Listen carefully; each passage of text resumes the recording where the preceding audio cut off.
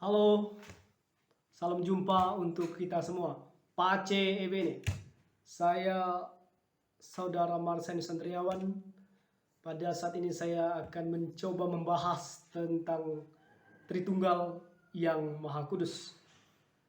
Untuk memahami dan mengenal Allah secara pribadi, tidaklah semudah yang dibayangkan.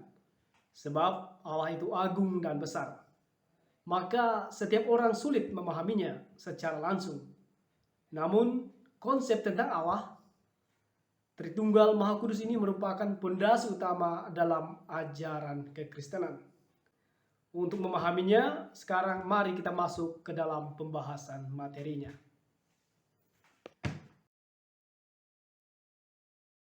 Baik, sekarang kita akan melihat bagian interpretasi tentang misteri Allah Tritunggal.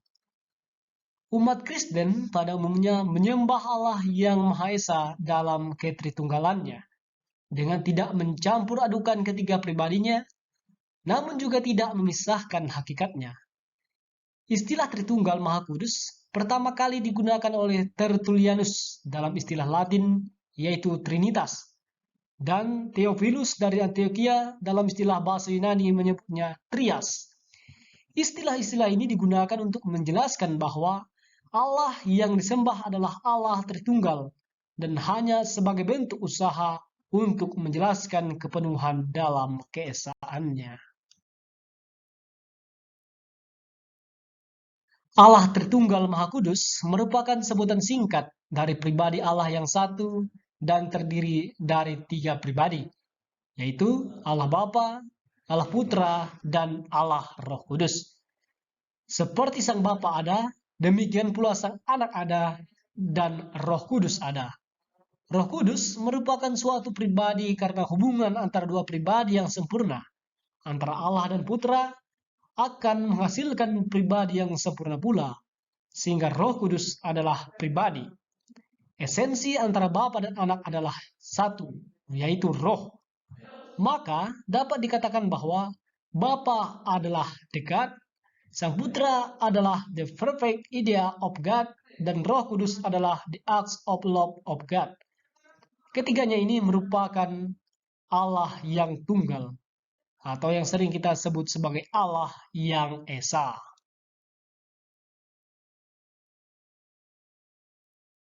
Walaupun konsep tentang Trinitas ini tidak dapat hanya dijelaskan dengan akal, bukan berarti bahwa Allah Tritunggal ini adalah konsep yang tidak masuk akal.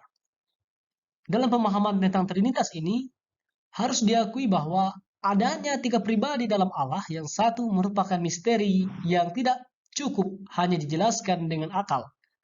Sebab, jika dapat dijelaskan dengan tuntas, maka hal tersebut tidak lagi menjadi misteri. Nah, dalam hal ini, Santo Agustinus mengatakan, kalau engkau memahaminya, berarti dia bukan lagi Allah. Perlu kita ketahui bahwa Allah sangat melebihi setiap manusia dalam segala hal. Dan meskipun dia telah memajukan diri, ia tetap tinggal sebagai rahasia atau misteri yang tak terucapkan. Disinilah peran iman sangat dibutuhkan. Sebab dengan iman, misteri Allah yang mewahayukan diri dalam kitab suci dapat dijadikan dasar dan bukti dari apa yang tidak terlihat. Nah, ini bisa kita lihat dalam kitab Ibrani bab 11 ayat 1 sampai 2 yang berbunyi, iman adalah dasar dari segala sesuatu yang kita harapkan dan bukti dari segala sesuatu yang tidak kita lihat. Sebab oleh imanlah telah diberikan kesaksian kepada nenek moyang kita. Doktrin Trinitas Allah Tritunggal Maha Kudus merupakan sebuah pengajaran bahwa Tuhan adalah satu, tetapi terdiri dari tiga pribadi, yaitu Allah Bapa, Allah Putra, dan Allah Roh Kudus.